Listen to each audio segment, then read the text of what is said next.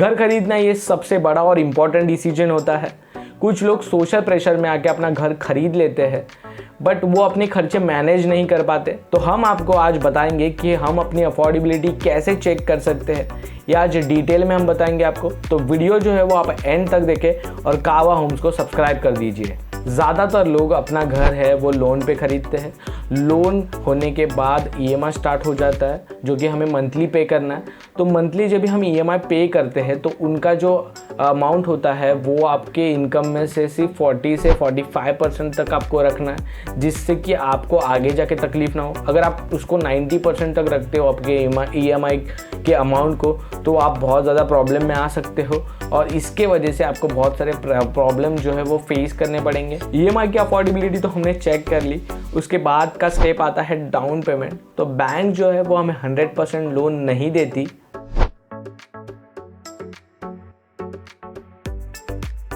तो property cost में से 20 से 25% आपको डाउन पेमेंट करना होता है। वो आपको चेक करना है कि आपके पास उतना अमाउंट है और उसके बाद ही हमें आगे का स्टेप लेना है। तो ऐसे हम डाउन पेमेंट की अफोर्डेबिलिटी चेक कर सकते हैं। ईएमआई और डाउन पेमेंट की अफोर्डेबिलिटी हमने चेक कर ली। तो अभी हम ओवरऑल अफोर्डेबिलिटी चेक करते हैं। ये आ गई हमारी चेकलिस्ट। तो पहले तो हमें जो हमारी इनकम है वो पहले तो लिख लेनी है, जैसे कि सैलरी हो गई और कहीं से अपने पास अगर इनकम आती हो वो आपको प्रॉपरली लिख लेना है। एक आप पेपर पे, आपको पहले एक पेपर बनाना है जिस पे आप सारी चीज़ें नोट डाउन कर सकते हो। ये उसके बाद में आपको मंथली जो आपके एक्सपेंस है जो हमें लगते हैं वो भी हमें एक बार चेक करने हैं। जैसे कि हो गया हाउस रेंट हो गया, जहाँ पर आप पहले रह रहे हो, घर खरीदने के पहले आप वहाँ पर रहते हो, वो आपको देखना है। उसके बाद इलेक्ट्रिक बिल है, वो तो एक कॉमन चीज़ है बट ये सारी चीज़ों पे हम ज़्यादा करके ध्यान नहीं देते और इसकी वजह से थोड़ा इशू आ जाता है अपने बजट में और बहुत सारी चीज़ों में। तो उसके बाद जो है वाटर बिल होता है अपना एक नॉर्मल। उसके बाद में टेलीफोन इंटरनेट आपका हो गया, इंश्योरेंस प्रीमियम हो गया। उसके बाद में एनी ईएमआई आपके पहले के हैं वो भी आपको चेक करने हैं। उसके बाद में मंथली शॉपिंग जो आपकी होती है, जैसे कि राशन वगैरह हो गया आपका। उसके बाद में school fees, food and clothing, जो ये हमारे दैनंदिन जीवन में होते हैं वो सारे एक्सपेंसेस हमें यहाँ पर नोट डाउन करने हैं।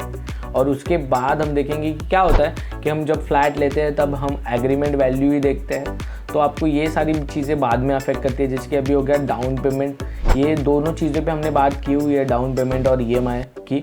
तो उसके बाद जो हम फ्लैट खरीदते हैं उसके बाद के है चार्जेस है, जैसे कि हो गया ब्रोकरेज फी हो गया, रजिस्ट्रेशन एंड स्टैम्प ड्यूटी हमें चार्ज करनी पड़ती है। उसके बाद में पार्किंग के अलग चार्जेस होते हैं। जब आप फ्लैट खरीदती है तो प्लस पार्किंग आपको मिलती है, तो वो एक आपको यहाँ पर मिल जाता है पार्किंग चार्जेस का, तो वो आपको पे करना पड़ता है। उसके बाद में आपको मेंटेनेंस भी पे करना होता है, बिल्डिंग का जो भी होता है वो। उसके बाद में आप अगर आपका घर रेनोवेट वगैरह करते हो तो ये एक आपका बहुत ज़्यादा एक्सपेंस यहाँ पे भी हो जाता है आपका।